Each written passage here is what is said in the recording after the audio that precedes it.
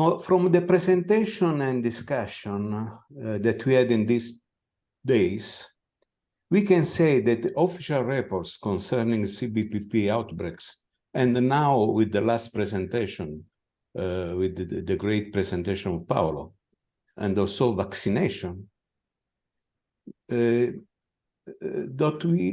doesn't give us a clear idea of the disease on the ground. And this is what we can do to increase information on the presence of the disease in such a way as to increase its social, health, and economical importance in order to stimulate international donors and, of course, African governments to fund CBPP surveillance, control activities, vaccination, research, but also to preserve countries that they don't have the disease and maintain this status as North Africa or as the southern part of Africa.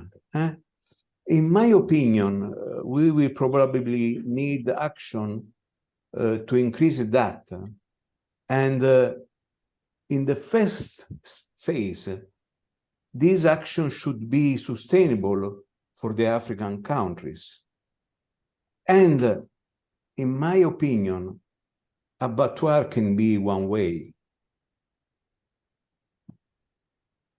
Looking at the WOAH ad hoc group of CBPP, they said the most efficient means of detecting CBPP is in the abattoir. We can add not only abattoir, but also post-mortem examination in the field, but also bush abattoir.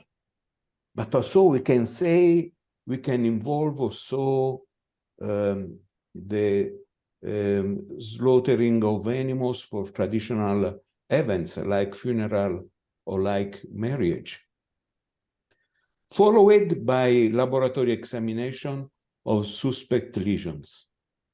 This is a part of the sentence that can play a role in this story.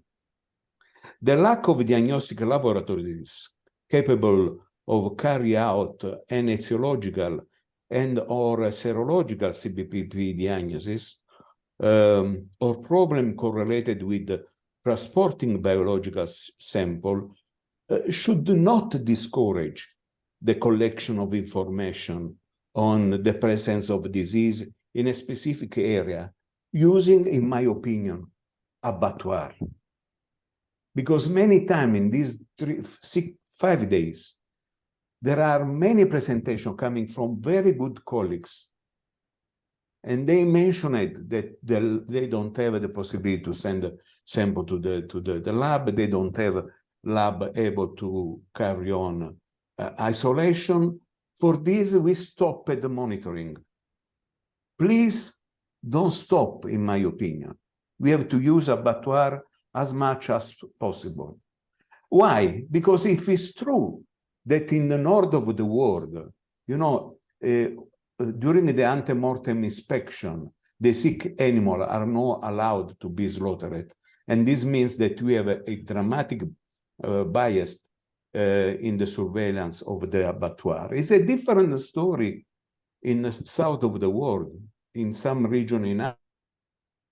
Ante-mortem inspection is less restrictive and means we can have in the abattoir animals with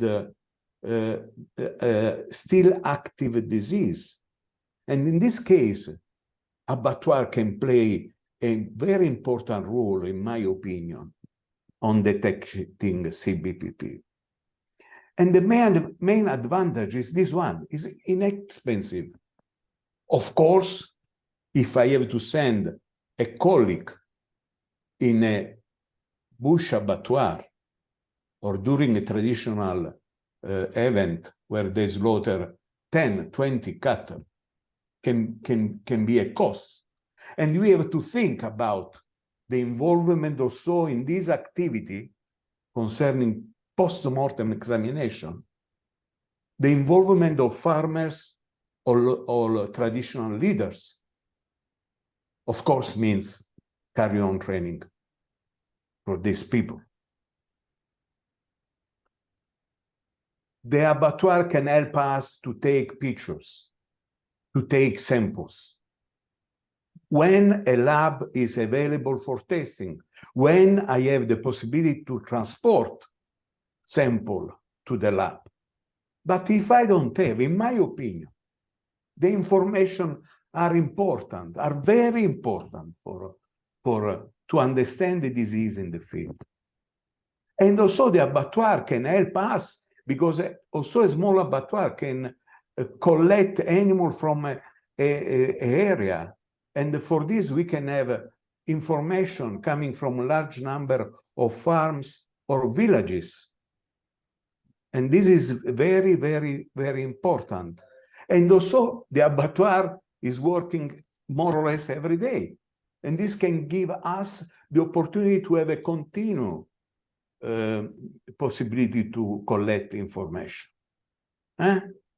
Of course, we need a standardized abattoir surveillance.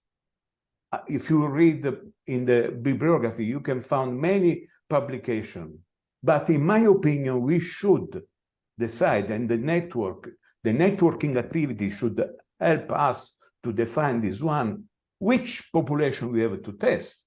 We have to take random, in the random way, the animals with the respiratory symptoms in the ante-mortem visit, CBPP suspect lesion in the abattoir, all animals slaughtered. This one should be another moment to standardize our work together. And the abattoir work is important to check the presence of the disease, but also to show that in a country without CBPP, we didn't find lesions suspected of CBPP.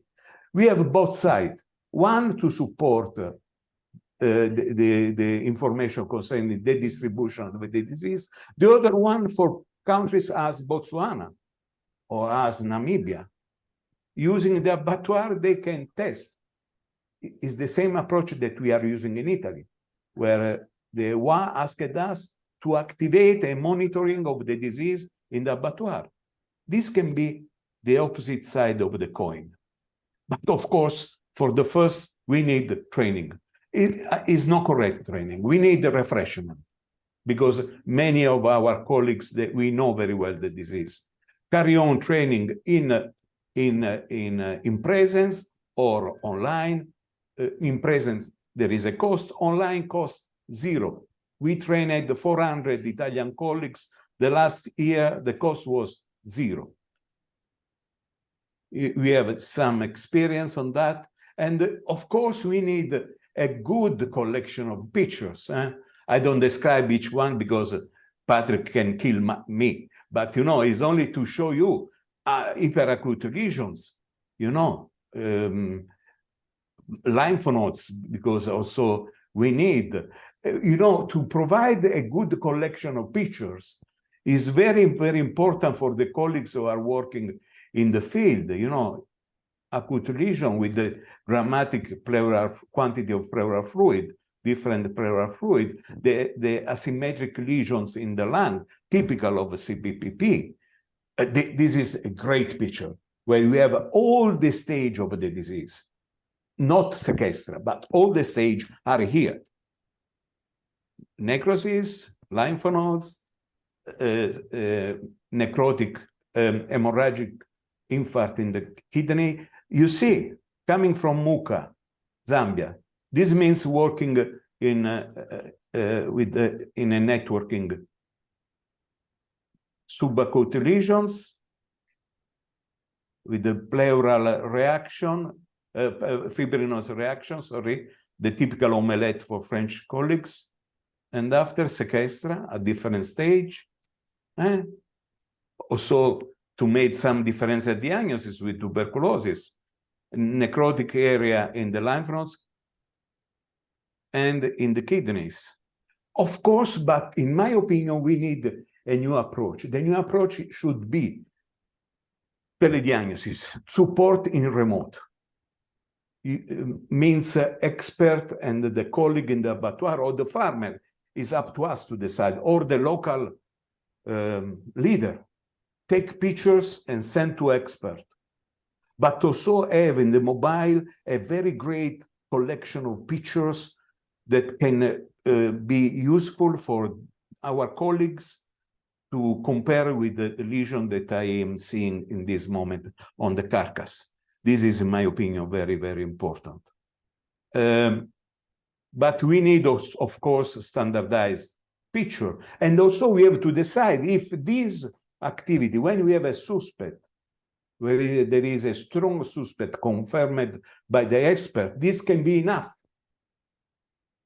to declare there is a suspect outbreak in coming from that area, coming from that specific area. This should be discussed because in the last report of WOAH, only 20 outbreaks was identified in 2022. This means that for the international donors, the CBPP is not important because it's not around Africa. It's eradicated from many African countries, okay? This should be also a discussion that WOAH should be made concerning what we can, which is the parameter to report at international or regional level an outbreak of CBPP. Sorry, 1 second. I have a problem with my computer. Okay. But also, yesterday we discussed, AMR is important too, because when we see sick animal, we have to go ahead with checking residues in the meat and the organs. And of course, for do this one, we need the training online, cost zero. Epidemiological data, clinical symptoms, pathological lesion, in which way I have to collect pictures. And also standardizing in which way I have to collect lesions. Yesterday, somebody asked what we can do for standardization of lesion. This is one approach. I can, if you need, I can give you more details on that. And of course, we need all the documents, a form for the abattoir. This is one hypothesis. The cost is very low. I think can be useful. Of course, I need your advice and support to go ahead in this way. Thank you very much.